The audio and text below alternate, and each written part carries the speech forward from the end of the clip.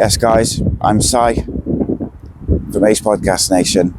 This is Cardiff City World.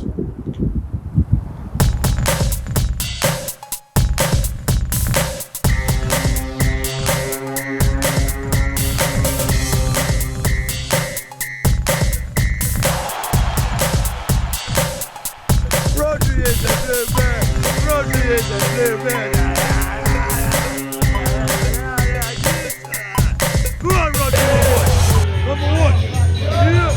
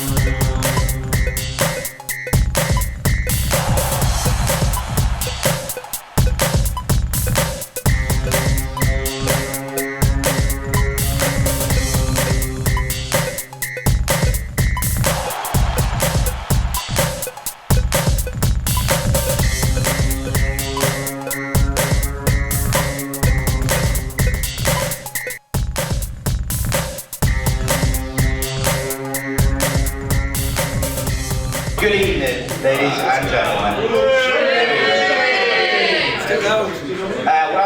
Welcome to the Roasting Crown.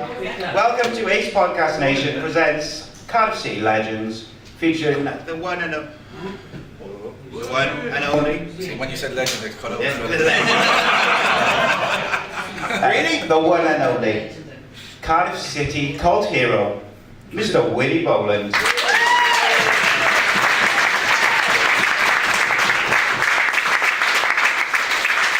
Hello everybody, delighted to be here, to be honest with you. I know Simon for a long time now, and when he asked me there 2 or 3 months ago to come over and do one of these nights, I was straight away, I said yes, of course I would, I'd love to. I don't get back here very often. I think I've been here twice in the last 20 years, which is seldom, and I do plan to get over here as much as I can, but I have to get down to the new stadium to see a game, and I'm looking forward to tonight, and I'll be very honest about everything as well, so don't be afraid to ask anything, it's not that you want. Probably not. So the way it works, for people who haven't been to these events before, is the first part, me and Willie will talk, majority Willie, to be honest. We'll ask him some questions, tell us some stories, and then we'll have a quick break. You can all go to the bar and stuff like that, and then we will open it up to you guys. You can ask as many questions as you want about whatever you want, and as Willie said, he'll be very honest, and I'm sure he'll have some stories. I've been speaking to Andy Campbell all week, and he's been filling me with stories to ask you about, which is a good start. I'm going to move this because I reckon that's what's making that noise. See how that goes. So obviously Willie is he's a bit of a hero of mine anyway as a Cardiff player. But there is another story behind how we met as well. He got myself and my wife together. We've been together 20 years. We had our wedding anniversary 2 days ago, which was nice that this event coincided with that. This is his fault. But yeah, that's how we met, and it's been still a blast. So Willie, one of the stories which Andy told me that many, he said, what the best, or worst, depends on you look at it, the best drinker he's ever met, certainly in that Cardiff City squad, were the biggest drinker. And there's some stories. But let's start with it. Well,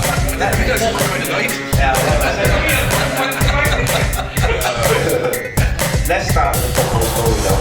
And tell us about the time you scored the worst free kick in history, where you scuffed it under the wall and into the corner and celebrated it as if you were smashing in the top corner. Or even better, give us your version of that free kick and tell us a bit about your drinking as well. Of course, let's start off with the drinking part. Nothing to be proud of. That's all. I don't mind, yeah, it's Irish, it's inbred in me, it's part and parcel of the DNA. That's it, we leave it at that one. Yeah, I do like a decent drink, to be fair, and a good night out, a bit of crack. It's always good to have a bit of bonding with the lads, and that's the difference, I suppose, between now and years ago. We would have a lot more social nights out, whereas these days you wouldn't probably see it as much. And it was important to be part of the squad and to make sure that everybody felt, you know, we could go out and have a good time. And the only reason we probably got away with that because every other team were doing it as well, and that's why things have changed. That doesn't happen as much anymore. As for the free kick, it was amazing. Absolutely amazing. It was planned right from the start. I forgot my boots, or should I say the kitman forgot my boots, and I had to borrow, I think it was either Rhys Weston's or Leggy's Predators, that's how long ago it was. And yeah, the connection was top class. The keeper had no chance at all whatsoever. It bobbled 3 times before it went to the bottom corner. And I went away celebrating like it was the best thing that ever happened to me, really, to be honest with you. Which, from a goal scoring point of view, probably was, to be fair. So, yeah, Andy calling me the best drinker he's ever seen. Okay, fair enough. As for the free kick, I didn't seem to get on any more free kicks after that, even though I scored it, to be honest with you. But it was a good day out in Margate and we enjoyed it.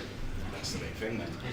That's the main thing, mate. And I think that squad and the team which you were in at that time, the togetherness and the on and off the field. And I think obviously football's changed over the years, and the culture of like going out after the game and drinking, like players these days tend to like stay in more than they go out, or they'll drink at home or whatever. Whereas you guys, you played hard, but you also partied hard as well. You know, you had a few beers and stuff like that.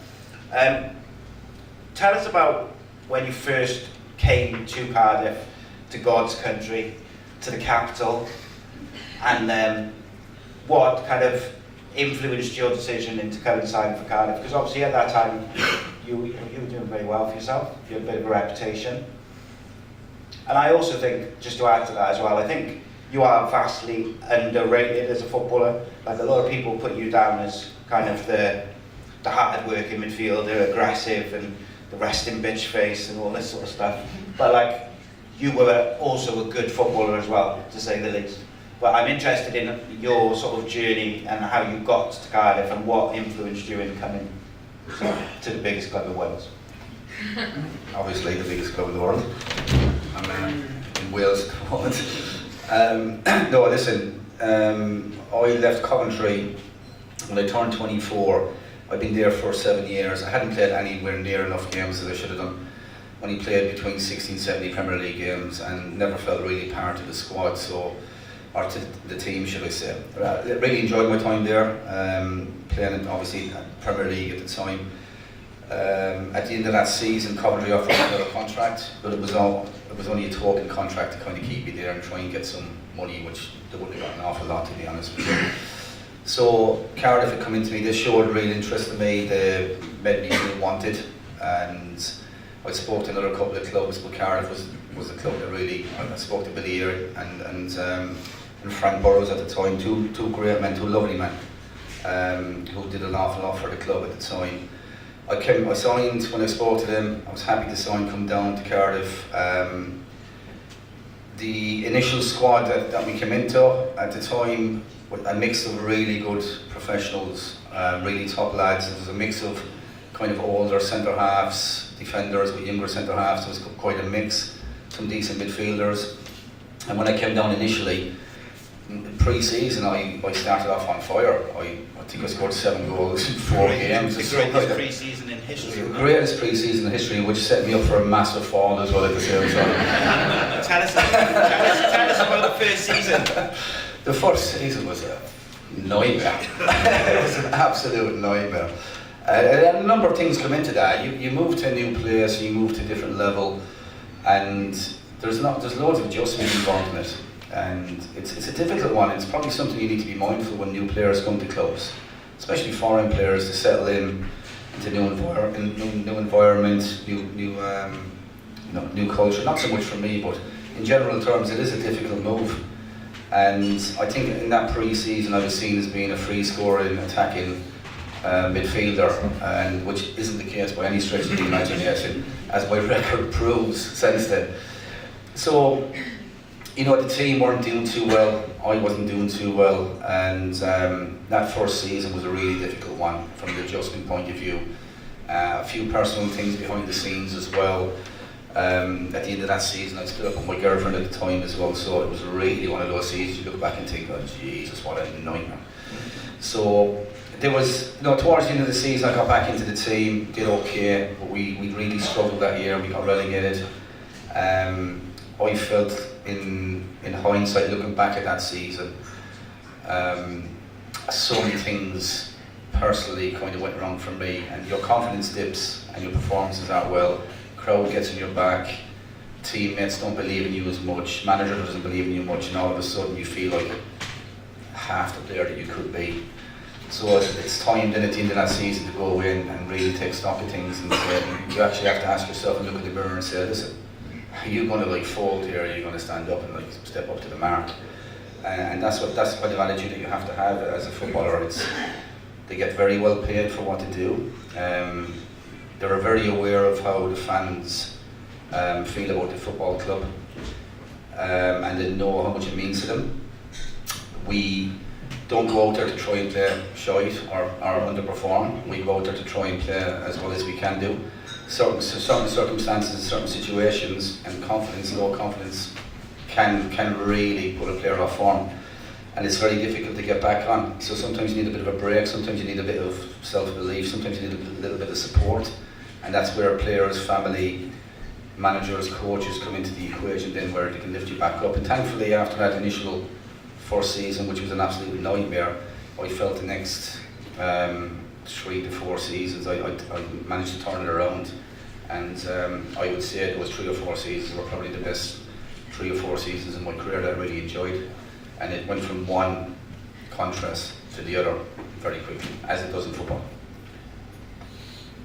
Indeed, and I think you made 209 appearances for Cardiff, scored 3 goals, so you actually scored more in that pre-season than you did in your whole career at Cardiff. But the other thing which I find interesting about it is that first season was very difficult for you, but like you said, you turned it around, and also at that time Cardiff were playing, or you played in a 3-man midfield with Cav and Mark Bonner, which was quite unusual at that point. You know, it wasn't like what we see today, where they quite often see 3 men in midfield, and that was a hell of a midfield between the 3 of you. You mixed well. And the other thing I was going to say is obviously Terry Phillips, who was working at South Wales Echo at the time, is here tonight, and you two spoke earlier for the first time in about 15, 20 years, because you stopped speaking to him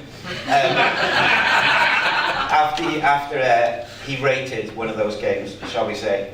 I would like to hear that story. I'm sure everyone would like to hear that story as well. But I also don't want to focus on that first season too much, because I know, like you said, that there was difficulties and there was reasons for those difficulties.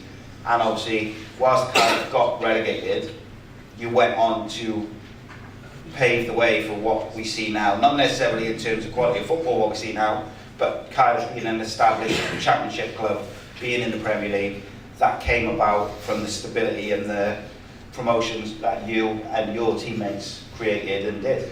But before we get to the good stuff, tell us all about why you stopped talking to Terry Phillips.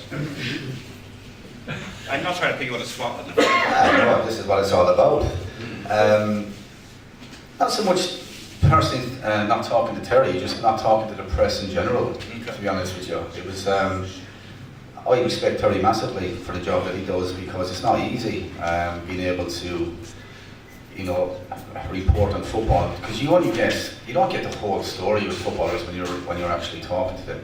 You have to do the usual kind of cliches and usual kind of shite that people say just to make sure they're not getting themselves into hot water or getting themselves into trouble. But yeah, I was walking down, where was I? I was living in Surrey at the time, and opens up the old South Wales Echo to see the old game after, I think it was Oxford or something like that. Was it Loovens?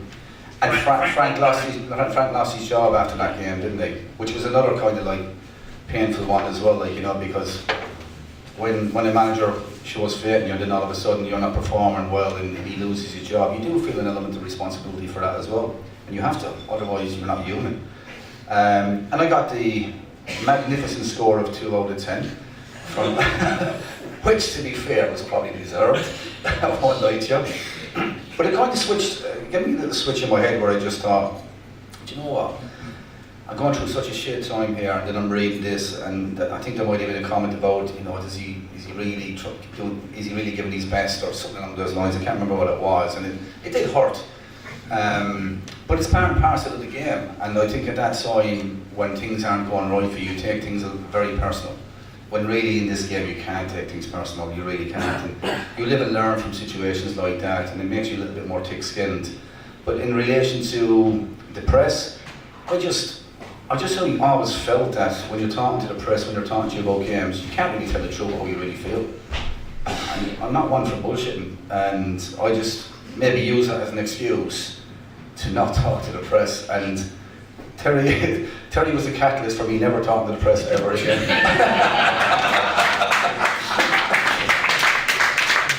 Which probably damaged me, because when you do talk to the press and you give yourself a bigger profile and you get yourself out there and you say the right things and people take more notice of you, I'm always pretty happy just to stay in the background and not do such a thing. So thank you, Terry.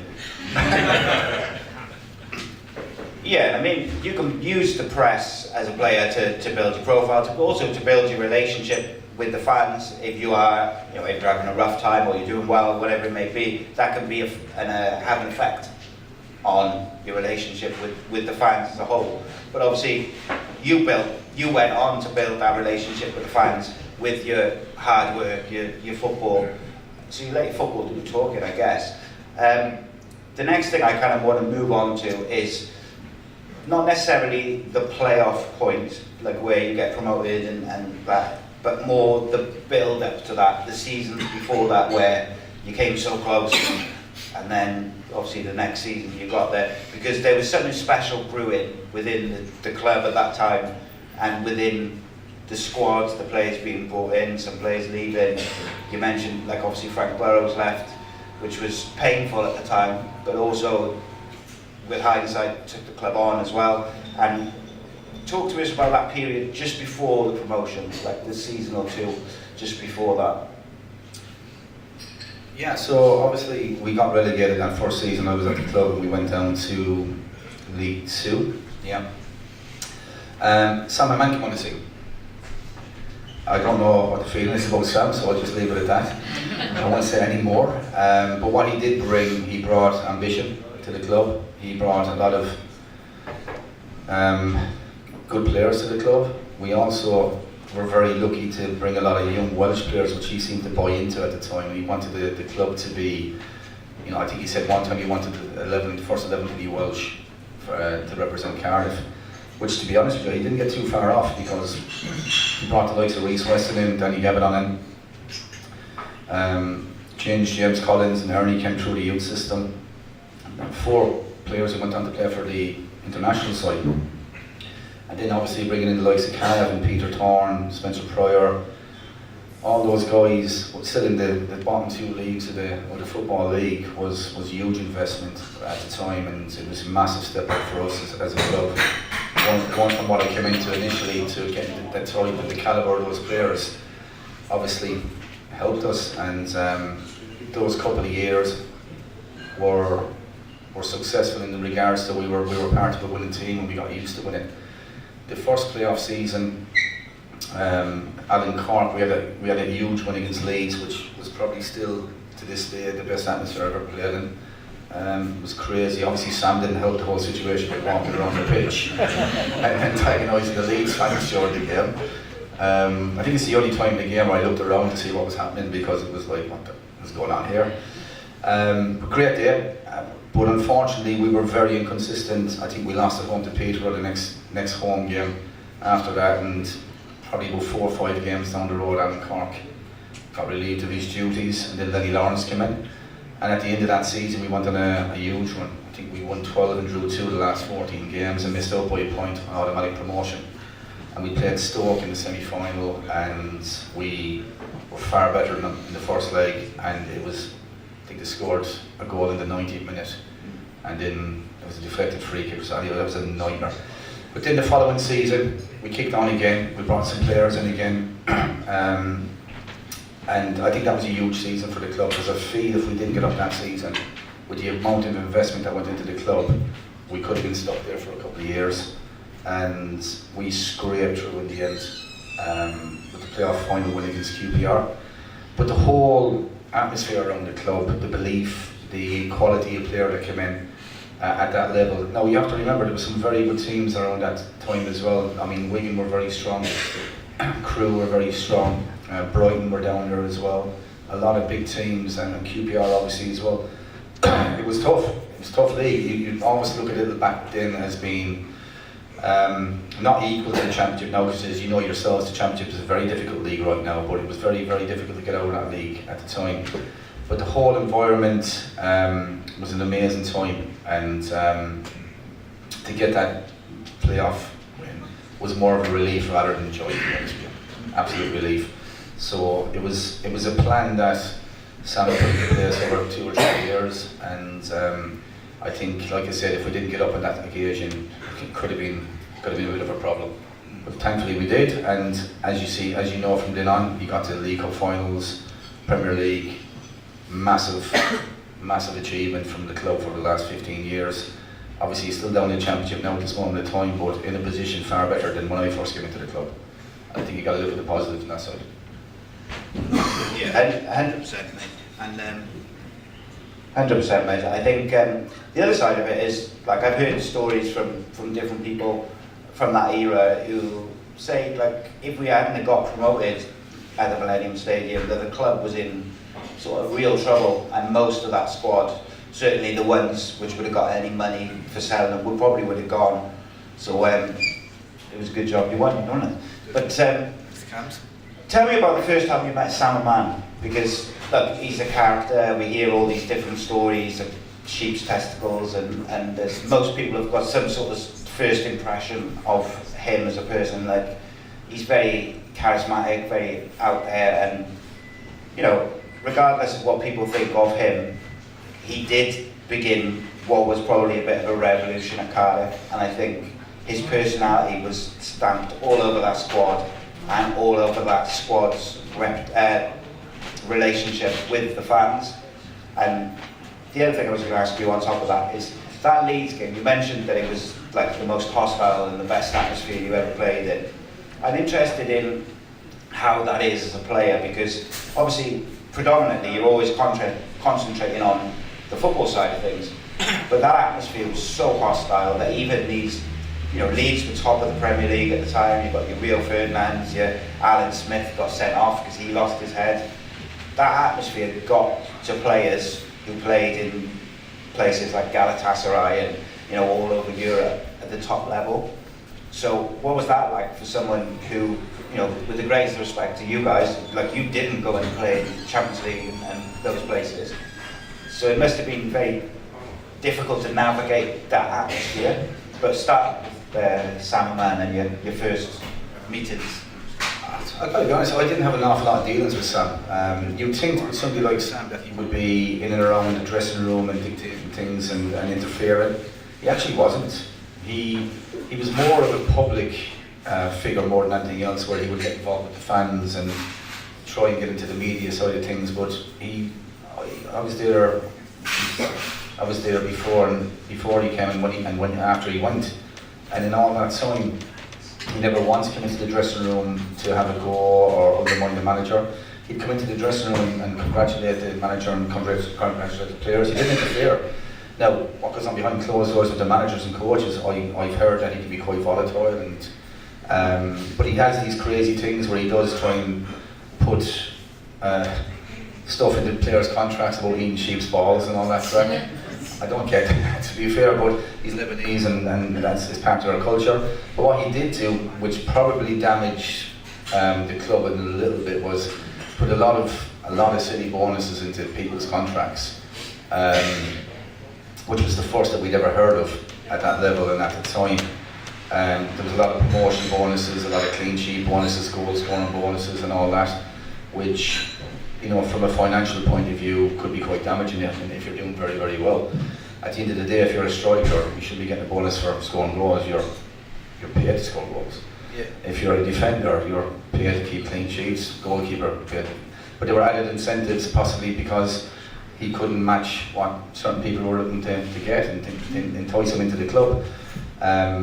Jesus, I was on a goal scoring bonus and never scored a goal in my life. You're a free kick. Besides that beautiful free kick, thanks for that one.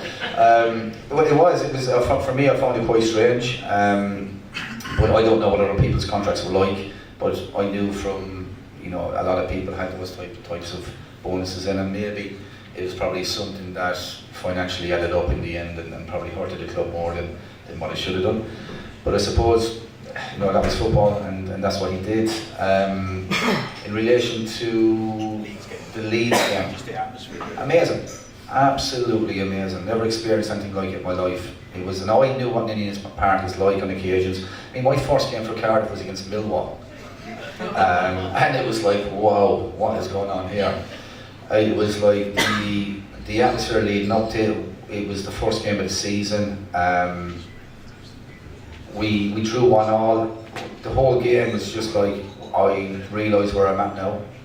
I realised that this place is, these fans are very passionate. I probably used the word mental at the time, so I do apologise for that.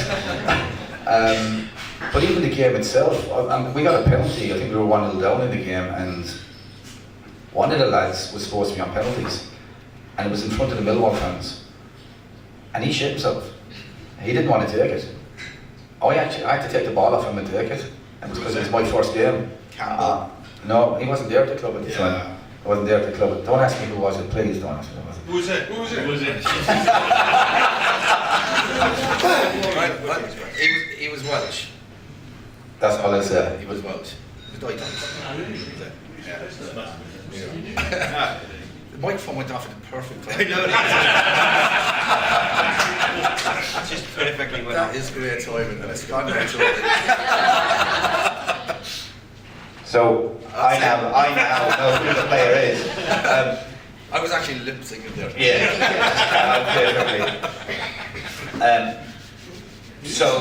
Well, you want to know who it was?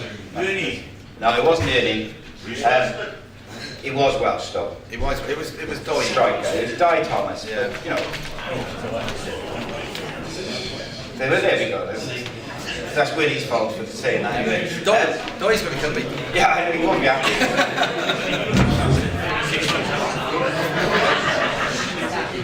Di's joining us now. Special guest this evening.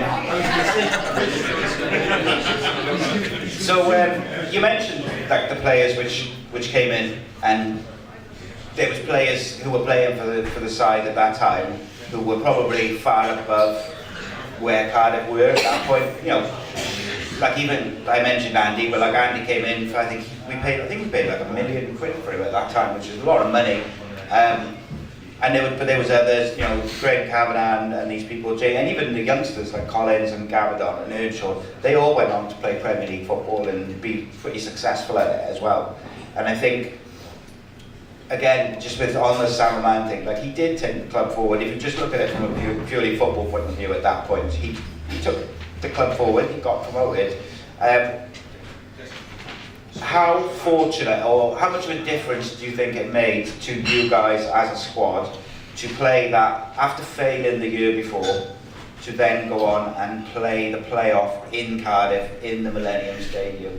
And also, how much did you feel that kind of the fan advantage, if you like, and the prospect of playing such a big game, which had so much on it, in Cardiff? Yeah, I mean, like I said, towards the end of that season, we struggled a little bit result-wise, and we weren't in the greatest of form. We did okay during the season. We were there around the top 2 or 3 for most of the season, but I think the last 4 games we only got 2 points or something like that. We got beaten well down in Bristol City. We drew up in Crewe to secure. We lost at home to Colchester or something like that. It was a poor end of the season. And in contrast to the previous season, we'd gone into the playoffs in great form. So we played against Bristol City in the semi-final, which obviously is a local derby. There's always a little bit of an edge in that one, and they were favourites because we played down there 3 weeks beforehand, and they absolutely battered us, beat us 2-0, battered us, and we scraped a 1-0 win at home, and we literally went down there and just, it was backs to the wall stuff, and we managed to get a draw down there. And obviously the playoff final itself was not a great spectacle at all, but the atmosphere going on the bus into the ground in Cardiff in the Millennium Stadium was amazing. It was, and the whole expectation and the hope, and it does definitely lift you. No matter what people say, the supporters and fans who are there watching the games, it definitely gives you a lift. And that was an amazing occasion, and for the fans themselves, it must have been amazing to actually be in your home city in a stadium like that, to see the playoff final, and actually the relief of winning that game as well at home on your home soil was amazing. At the time, we felt confident. We knew QPR were a decent side. We beat them down there that season, and he scored a hat-trick actually that season down there against them. So, but they had some very good players as well, and the game itself was not great. I actually watched highlights of it the other week, and Jesus, it was awful. It was such a bad game. But honestly, when Andy shitting that lob, he did shit it.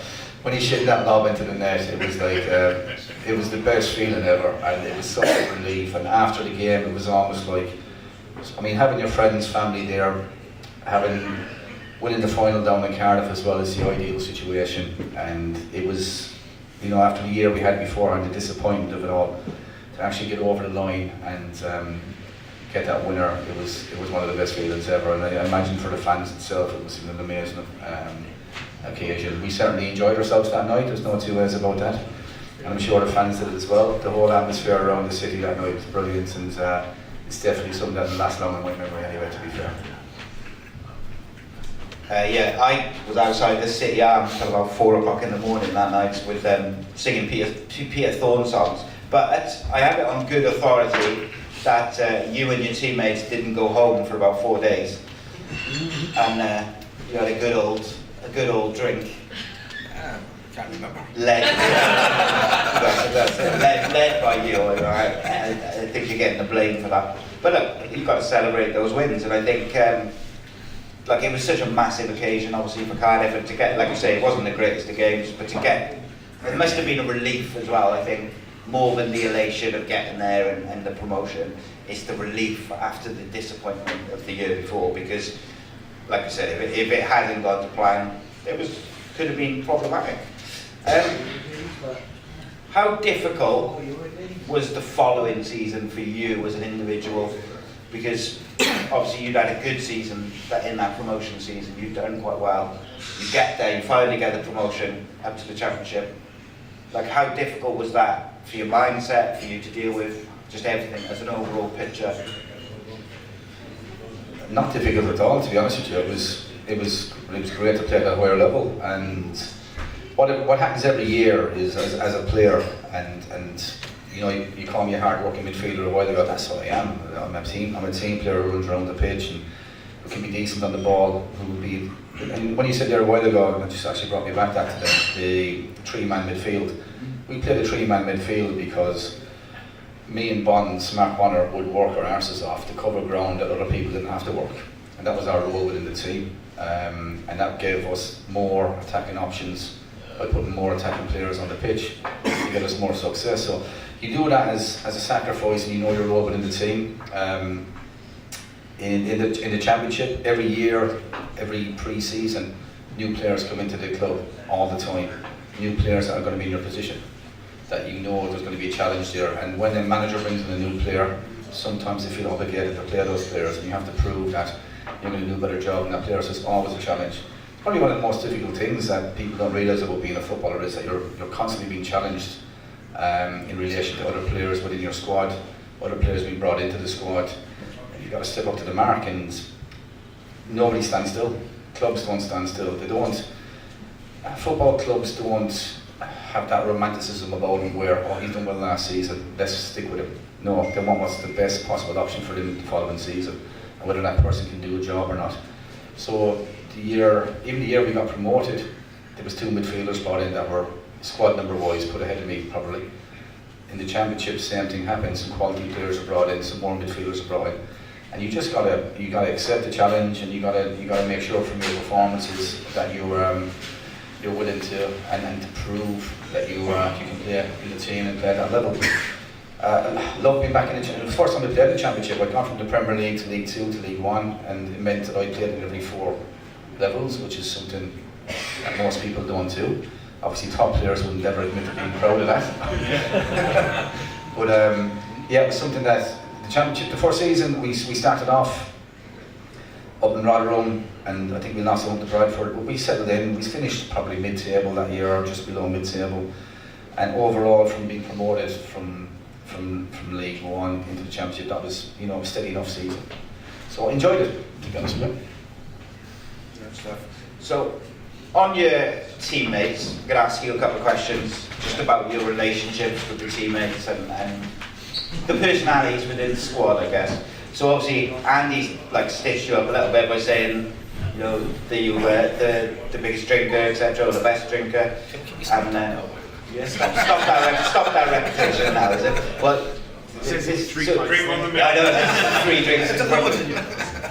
So, I'm interested in I'm interested in kind of the different personalities within that squad, because different players make up, like you need, like you mentioned, you need those hard-working midfielders to then allow Cav and the attacking players to knock it about a bit. But I think there is also the different personalities within the squad.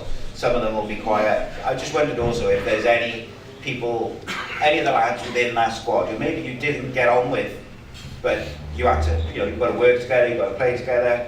Not everyone likes everyone all the time, and not everyone's friends all the time, but you've got a job to do. And I guess I'm interested in the dynamic within the squad. Yeah, no, it's a fair question. I was horrible in training. I don't think many people like me in training, to be honest with you.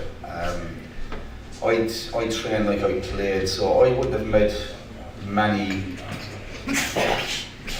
fans when it came to training. A lot of people would look at the way I trained and said it was probably a little bit over the top, but that's how I was personally. But I generally got on with a lot of people and teammates. There was probably only one teammate that I didn't get on with, and that was Leo Fortune West, to be honest with you. He was just a different... Literally the biggest player in the team. Biggest player in the team, yeah, I love the challenge. Leo was great for the club. He scored some great goals. He scored a hat-trick at York to get us promoted. He did very well. It was just one of those things from a personality clash that we just didn't get on. And that happens from time to time, and we had a little bit of a fallout here and there, a couple of challenges that kind of went astray in training, but happens from time to time. But when it came to on the pitch, we would support each other and back each other, and we play for the team. It happens all the time. You work with people you personally don't like. It's the same in football. Sometimes coaches and managers might not like you, but they know they're going to be effective for the team. He would probably be the one player I didn't quite get on with from a social point of view or even from a playing point of view. A lot of people love him, by the way. I don't.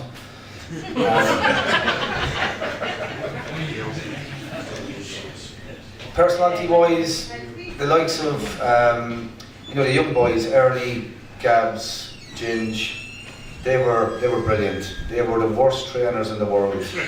They were so frustrating, but what they brought to the table was absolute quality. And it's hard for you to have a go at those types of players when they're like, Ernie was probably the worst trainer ever, but he can score goals. He was brilliant. What a top player. Great kid as well. Went on to do so well.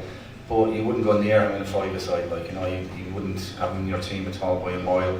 Gab's one of the most laid-back characters you'll ever come across. Great lad, super boy. Great personality. He's a Rolls Royce when he played football. He probably, in my eyes, could probably have done a little bit better than what he did, even though he played Premier League, he played for Wales. I just thought he had so much ability. Cav is top man, quality player, good captain, great to have around the place. He showed, he had it all. He was strong, great strike at the football, got around the pitch. Luckily he had mean balls to do his defending work, to be fair. He couldn't do everything, let's be fair to him, but he was brilliant. Peter Thorne was probably one of the best professionals I've ever come across. He didn't even have a television.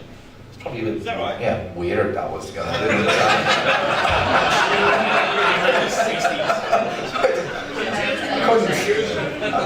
I couldn't get that one. Maybe it was just a period he was at Cardiff, or maybe he was lying to me, I don't know, but that's what he said. But what a professional. Quality. He was underrated, I felt, anyway, as a striker. He should have played a lot higher. He was a proper team player. Ernie would have got the amount of goals without him.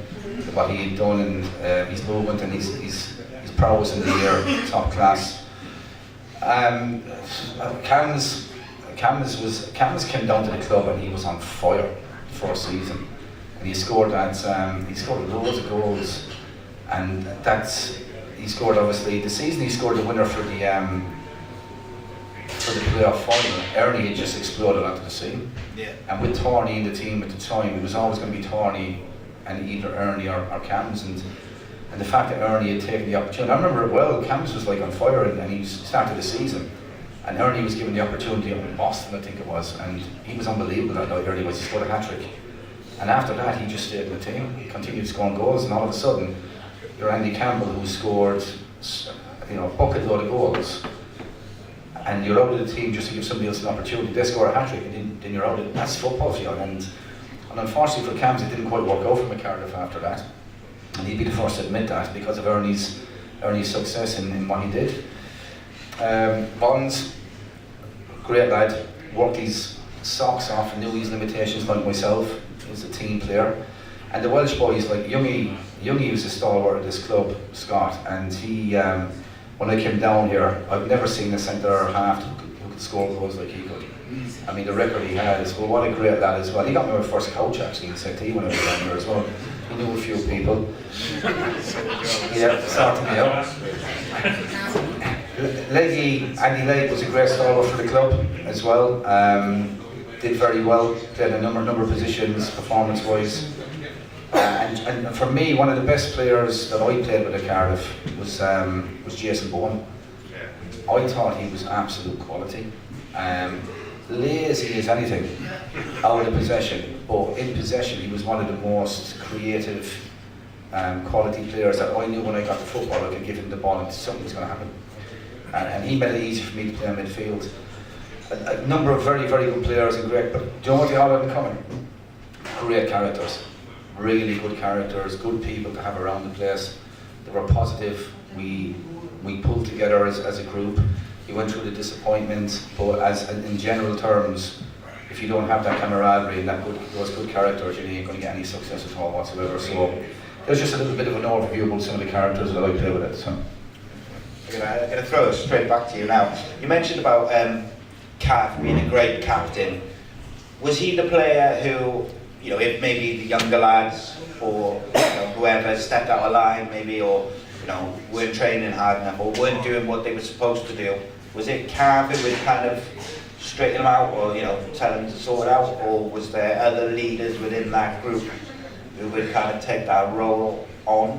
Because young players, young people, like, they make mistakes, make errors of judgment, things like that. And then was it Cav who would have been the one to, put him back in line technically? Yeah, in general terms, it would have been any of the senior players, not just Cav. It was, when you want to get the best out of young players, you have to be careful as well that you don't come down too hard on them. They're inexperienced, they're enjoying their football, they're doing very well. And if they're performing well on a Saturday and they're a little bit easy-ozy. I mean, I remember I pulled Gabs one time down in, we were away at the Colchester. And I thought Gabs was I thought right from the start Gabs is going to be a top player. And he was a top player. I remember saying to him, we went down to Colchester, he was absolutely outstanding. And I was like to him, you need to do that every week. That's your ceiling, that's your ability. And I think at the time he was just a little bit like, not so much going through the motions. Probably found it too easy, to be honest with you. But it was one of those where if you just push yourself a little bit harder, whether it's in training or in games, you're going to get to the top. And he did. And so it wouldn't be just Cav, it would be like a number of lads that would and that's what it's part of being a squad and part of being a good squad, is making sure that you're not so much on top of the young players, but you're encouraging them and making them aware of how far they can go and what they can do. So it was all of us, not just Cav. Interesting. So, in terms of the managers who you played under at Cardiff, what were the differences within them? Obviously, you played with some great managers who had a big impact on the club, whether it's Frank Burrows or even Lenny Lawrence, who took us up, and Lenny Lawrence had a massive impact on the club. And I know, like, individuals within the squad as well. Everyone talks incredibly highly of Lenny Lawrence. Was he your favourite manager that you played under at Cardiff? And also, if not, like, which ones did you enjoy, which ones did you not enjoy, for what reasons as well? Yeah, well, I'll go through very quickly. Frank Burrows was the manager initially, who brought me to the club. Very calm character, very knowledgeable of football, realistic, wouldn't want to be roaring and shouting about things. Billy Eyre took over after Frank left. Billy was more of a tough man, a hardy man. I wouldn't mess about with Billy, by the way. He was, he was a tough boy, and he wouldn't mess about. And listen, he kept me out of the team for 3 months, where I didn't get a sniff of the team, and I didn't hold that against him. I just felt at the time that he felt I wasn't performing, and he was straight and narrow about it. This is it. If you're not performing, you're not playing. That was Billy's way, which is fair. Alan Cork came in. Corky was fine. Got us promoted, did a very strong side, we should have got promoted. Kind of struggled the following season, I had no issues with him. Lenny Lawrence came in, very, very calm. He would be one of those that would relay his message during the week. He wouldn't be one running shouting on the sideline. And it's one of the things that I look at in managers as well, and think, why are you doing that? Are you playing up to the crowd, or what it is? Because, by the way, when you see all these managers on the sideline, you can't hear what they're saying. You can't. When you're a player, you can't. When they're shouting and roaring like this, you can't hear it. So I'm always a little bit dubious about these managers who like overact and are over animated. Where Lenny was pretty calm about things, and he'd believe in what he was instructing to you during the week. The plan was put in place, and he trusted players to go out and do it. And then Dave Jones came in, which Dave released me, which was fine because it was probably the right time to go anyway. The one thing I found about Dave was that I was injured quite a bit in the last 2 seasons at Cardiff, and the one thing that struck me about him was that when he sat down with people, or talked about people, should I say, because I was in the cafeteria quite a bit because I was injured, and he'd come in and talk. He would talk about it in quite a demeaning way, and he loved saying that I released that player, and I always felt that was a little bit, you don't really have to go down that route. I mean, put it across as like, he played for me, but I had to let him go, sort of thing. Just a little bit of his language, which I pick up on people sometimes, to be fair, in general terms, I felt was probably inappropriate. But as a manager, he proved how good he was, and how he brought the club to the Premier League, and a lot of success getting the cup finals as well, so you have to respect that. So, favourite wise, I would say they're a mixed bag. Who trusted me the most and who believed in me the most? Probably Lenny Lawrence. He did pull me one time and say, you know, you're very important to this team, but that's manager talking about. You don't know whether that's true or not. But yeah, I mean, over the years, some very good managers, respected all of them, and I always give my best for them. The Dave Jones one, go on,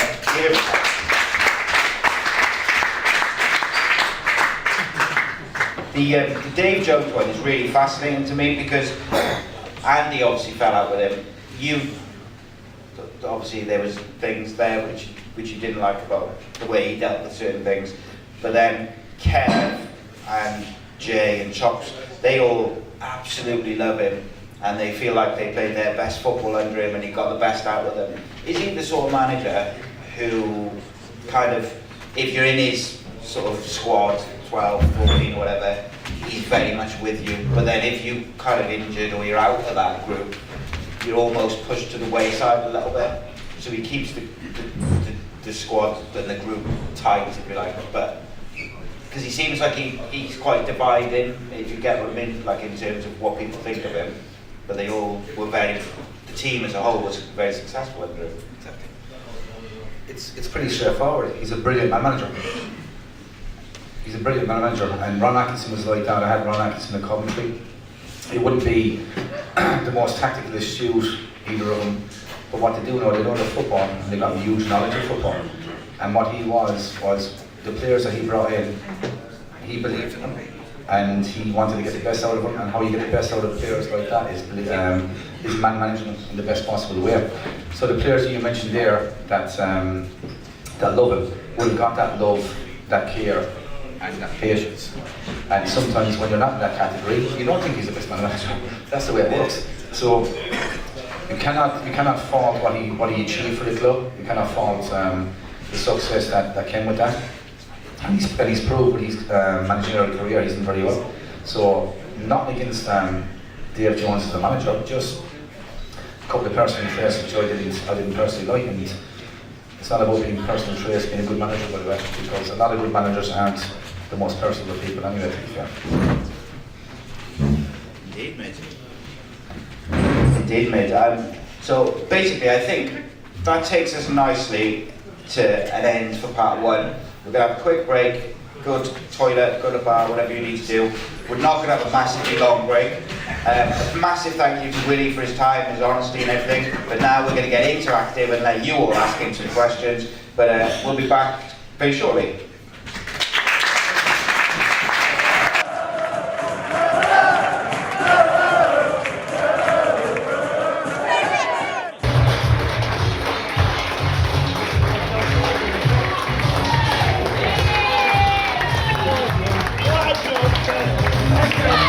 Go on, Joe.